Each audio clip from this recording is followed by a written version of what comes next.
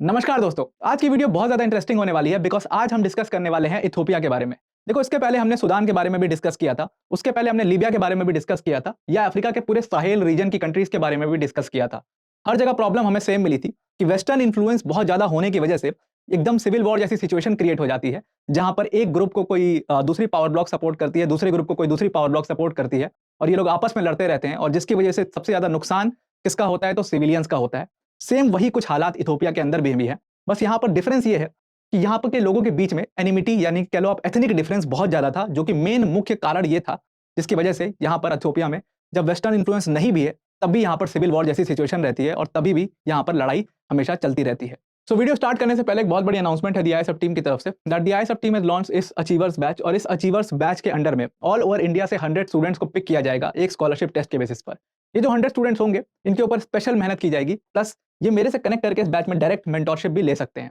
ये पूरा batch MK sir and team की गाइडेंस में चलेगा, प्लस जो स्टूडेंट इस बैच को ज्वाइन करेंगे उनको 60% तक का स्कॉलरशिप भी दिया जाएगा। तो अगर आप इस बैच को ज्वाइन करना चाहते हो या इस बैच के बारे में ज़्यादा जानकारी चाहते हो, तो डिस्क्रिप्शन में हमने एक लिंक दे दिया, उस लिंक पर जाकर के आप अपना फॉर्म फिल कर दीजिए, दी आईएसएफ टीम आपको रीच आउट कर लेगी।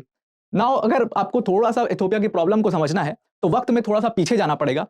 अब वक्त में जब आप पीछे जाओगे तो 1850s का जो टाइम है ना, अब ये टाइम ऐसा था ना कि जब आप अफ्रीका की मोस्ट ऑफ द कंट्रीज को देखोगे, वो या तो इटालियन एम्पायर के अंडर में थी या ब्रिटिश एम्पायर के अंडर में थी। लेकिन इथियोपिया एकमात्र ऐसा देश था जो खुद खुद का जिसका एम्पायर था, जिसको हम इथियोपियन एम्पायर कहते थे, और ये इथियोपियन एम्पायर बहुत ज़्यादा स्ट्रांग था और कभी इस इथियोपियन एम्पायर को ना इटालियन एम्पायर ना ही ब्रिटिश एम्पायर ने कभी कब्जा कर पाया। अब ये क्योंकि इथियोपियन एम्पायर ये इतना ज़्यादा स्ट्रांग था, तो जितनी भी कंट्रीज थी, जैसे कि आप जितनी भी हॉर्न ऑफ अफ्रीका की कंट्रीज हैं, जैसे सोमालिया की बात कर लो आप, एरिट्रिया की बात करोगे आप, चाड की बात करोगे आप, सूडान की बात करोगे, ये सारी कंट्रीज इथियोपियन एम्पायर के अंडर में आती थी, यानी कि इथियोपियन एम्पायर बहुत ज़्यादा बड़ा था। अब आपको पता है जब कोई एम्पायर बहुत ज़्यादा बड़ा हो जाता है, तो कई सारी एथनिसिटी के लोग जो हैं उस एम्पायर के अंडर में रहते हैं। ठीक वही इथियोपियन एम्पायर के अंडर में भी हुआ। बहुत सारी एथनिसिटी के लोग, कम से कम इतनी एथनिसिटी के लोग जो हैं इस इथियोपियन एम्पायर के अंडर में रहते थे। लेकिन क्योंकि इन लोग की एथनिसिटी अलग-अलग थी, तो इन लोगों के बीच में काफ़ी ज़्यादा डिफरेंसेस भी थे, और खास तौर से जो ये अम्हारा ट्राइब था, अम्हारा ट्राइब जो बेसिकली इस ऑरेंज वाले हिस्से में रहता था इथियोपियन एम्पायर के, ये काफ़ी ज़्यादा स्ट्रांग था ये ट्राइब, और इन्हीं की पूरी चलती थी पूरे इथियोपियन एम्पायर के अंदर में।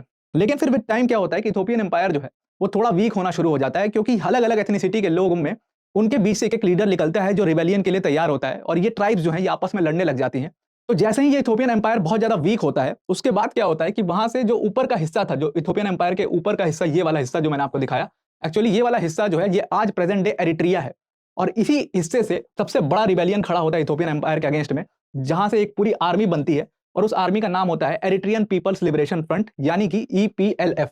अब ये ईपीएलएफ 1970 के समय पर इसका गठन होता है, और कुछ ही साल में ये ईपीएलएफ जो है वो बहुत तेजी से आगे बढ़ने लगता है और पूरे इथियोपियन एम्पायर से बराबरी की लड़ाई करने लगता है। अब ईपीएलएफ को जैसे ही ये लोग देखते हैं पावर में खड़ा होता है, तो और भी प्रोविंस और भी रीजन्स के जो लोग होते हैं वो भी रिबेलियन के लिए तैयार होते हैं। अब इसी टाइम पर जो है ईपीएलएफ जो है वो काफी स्ट्रांग हो जाता है, और वो यहाँ से इथियोपिया के जो एम्पायर है उससे लगातार लड़ाई करने लगता है। लेकिन तभी एक बहुत बड़ी घटना होती है, और 1977 के टाइम पर इथियोपिया के अंडर में एक बहुत कम्युनिस्ट लीडर आते हैं, और जो कि बहुत बड़े डिक्टेटर होते हैं, जिनका नाम होता है कॉलोनल मेंगिस्टू। अब कॉलोनल मेंगिस्टू जब पावर में आते हैं, तो इनका सिंपल सा एक एजेंडा रहता है कि एरिट्रिया की जो प्रोविंस है, जहाँ से पूरा रिबेलियन शुरू हुआ है,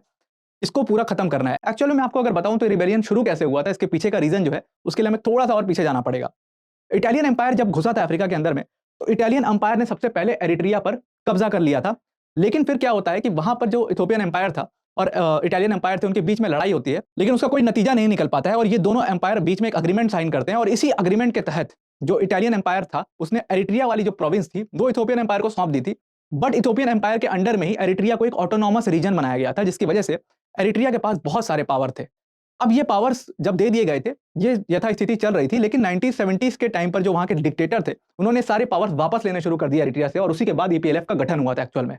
तो जब मेंगिस्टू आते हैं पावर में, तो मेंगिस्टू का सिंपल सा एजेंडा होता है कि एरिट्रिया को किसी तरीके से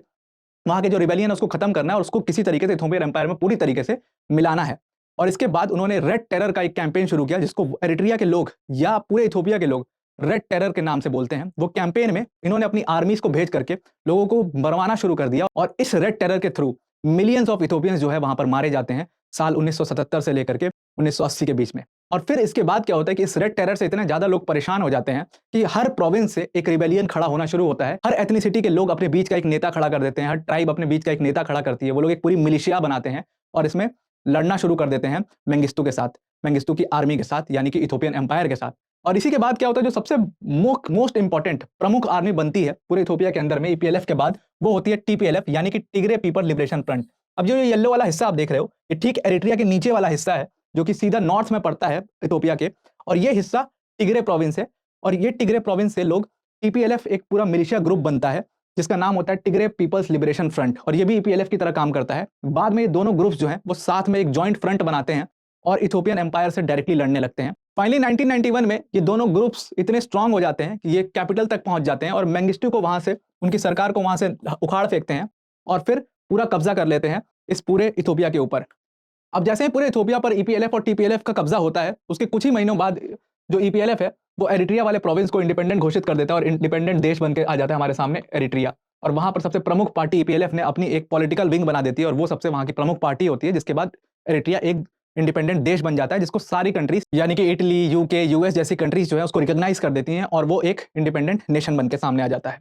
लेकिन इथोपिया में अभी भी इशू थे। अब जैसे ही ईपीएलएफ पिक्चर से हटता है तो इथोपिया की सबसे बड़ी पार्टी जो है वो कौन बनती है, वो टीपीएलएफ बनती है। और टीपीएलएफ ने अपना नेता बनाया मेलेस जेनावी को और उनको पूरे इथोपिया का पीएम बना दिया। लेकिन मेलेस जेनावी जो है ना, वो बड़े शार्प माइंडेड लीडर थे। उनको एक चीज पता थी कि अगर मैं पावर में आता हूं फिर भी कुछ होने वाला नहीं है, बिकॉज क्योंकि ये कंट्री में इतने सारे डिफरेंट एथनिसिटीज के लोग रहते हैं तो इनको भी कुछ ना कुछ चाहिए होगा। तो ये जितने, जो मैंने बताया ना कितनी सारी मिलिशियाज बनी थी जो अलग अलग तरीके से अपनी अपनी लड़ाई लड़ रही थी अपने अपने इंडिपेंडेंस के लिए, इन सबको साथ में लाते हैं, सबको थोड़े अपने अपने प्रोविंस को डिवाइड कर देते हैं 10 हिस्सों में। मतलब पूरे इथोपिया को 10 स्टेट्स में डिवाइड करते हैं, और या कह लो आप 10 प्रोविंस में डिवाइड करते हैं, और हर प्रोविंस को बहुत ज्यादा ऑटोनॉमस पावर दे देते हैं ताकि उनके लीडर्स को ये लगे कि वो वहां के एक तरीके से प्राइम मिनिस्टर ही हैं। लेकिन वो सब काम किसके अंडर करेंगे, वो सब इथोपिया के अम्ब्रेला के अंडर में काम करेंगे, वो सारे एज अ इंडिपेंडेंट प्रोविंस की तरह। तो इससे क्या होता है कि सारे लीडर जो है वो खुश भी रहते हैं, और टीपीएलएफ जो है उसकी जो पूरी पॉपुलैरिटी है वो भी बनी रहती है। अब पूरे इथोपिया को की आप पॉपुलेशन देखोगे ना, तो वहां पर टीपीएलएफ की सिर्फ 5% रिप्रेजेंटेशन है,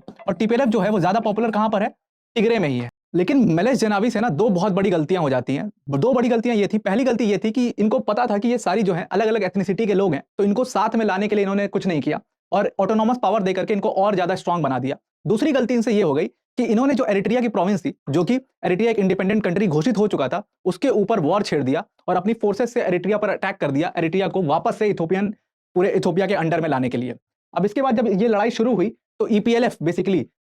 जो कि यहाँ की फोर्स थी, और टीपीएलएफ जो कि टिग्रे से निकली हुई फ्रंट थी, ये दोनों कभी एक साथ काम करते थे, लेकिन ये दोनों एक दूसरे के अगेंस्ट में काम करने लग जाते हैं और एक दूसरे के अगेंस्ट में वॉर लड़ने लग जाते हैं। और एक बार फिर से इथोपिया जो है वो कांस्टेंट वॉरफेयर में चला जाता है। जो कंट्री पिछले 20 साल 25 साल से लगातार लड़ाई लड़ रही थी, उसके सिविलियंस लड़ाई लड़ रहे थे, वो लोग फिर से वॉर में चले जाते हैं विदाउट एनी रीजन। और इसी वजह से मेलेस जेनावी की जो पॉपुलैरिटी है वो बहुत तेजी से गिरना शुरू हो जाती है लोगों के बीच में।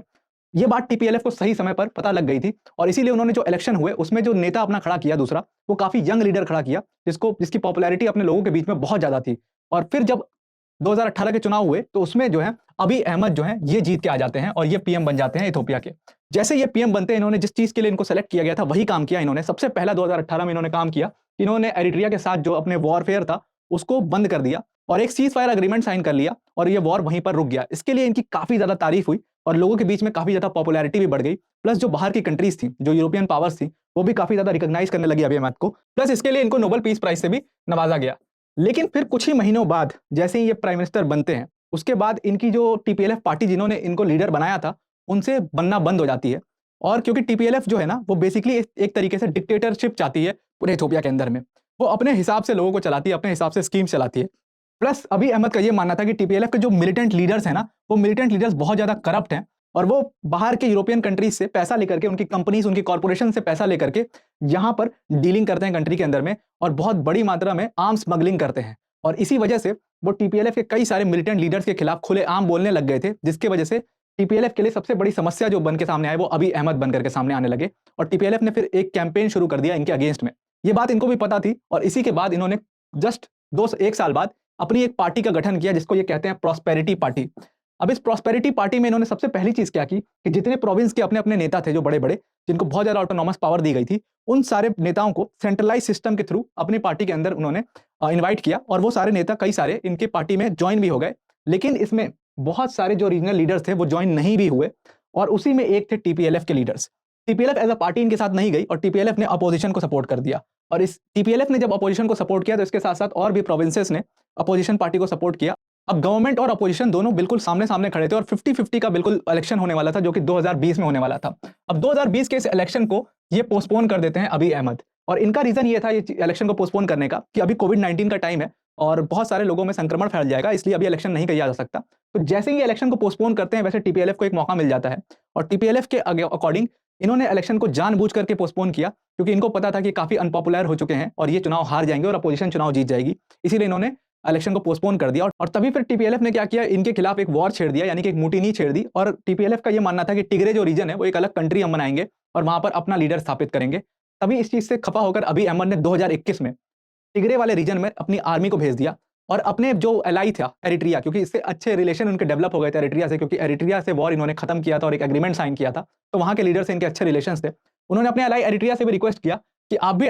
टिग्रे पर हमला कीजिए, हम भी टिग्रे पर हमला कर रहे हैं और दोनों साइड से हमला करके इसको पूरा खत्म कर देंगे। लेकिन टीपीएलएफ जो है उसको फॉरेन सपोर्ट बहुत ज़्यादा था और फॉरेन सपोर्ट बहुत ज़्यादा होने की वजह से टीपीएलएफ के जो मिलिटेंट लीडर थे वो बहुत स्ट्रांग थे और उन्होंने बाकायदा 3-4 साल तक लड़ाई लड़ते रहे वो, और ना एरिट्रिया पूरा कब्जा कर पाया टिग्रे वाले रीजन पर और ना ही इथोपिया पूरा कब्जा कर पाया। और अब यथास्थिति यही बनी हुई है कि इथोपिया के पास जो यहाँ पर आप देख रहे हो, ये ग्रीन वाला हिस्सा ये इथोपिया के अंडर में है, येलो वाला हिस्सा टिग्रे टीपीएलएफ के अंडर में है और ब्लू वाला हिस्सा एरिट्रिया के अंडर में है। और अब इस बॉर्डर्स को भी लेकर के जो एरिट्रिया ने यहाँ पर कब्जा किया है, उससे लेकर के जो एरिट्रिया पहले इथोपिया का एलाई था, अब इथोपिया से भी रिलेशंस खराब हो चुके हैं। और अब इसीलिए कहा जा रहा है कि पूरा इथोपिया कई सारे हिस्सों में डिवाइड हो सकता है, क्योंकि इथोपिया में अब 4 फ्रंट्स पर लड़ाई हो रही है। जो अलग-अलग ट्राइब के लीडर्स थे, उन्होंने भी इथोपिया की गवर्नमेंट के साथ जाने के लिए मना कर दिया है और उनसे अलग-अलग फ्रंट्स पर लड़ाई कर रहे हैं। जैसे वेस्ट वाला फ्रंट एक अलग है, साउथ में अलग फ्रंट क्रिएट हो गया है और नॉर्थ में तो जो लड़ाई चल रही है वो चल ही रही है। तो आई होप आपको इथोपिया का पूरा इश्यू समझ में आ गया होगा। इथोपिया की जो पूरी लड़ाई है वो एक्चुअल में यूरोपियन पावर्स की वजह से ज़्यादा नहीं है, बल्कि खुद के एथनिक डिफरेंसेस की वजह से है और मिसमैनेजमेंट की वजह से है। तो आई होप ये वीडियो आपकी हेल्प करती है। Thank you and have a nice day.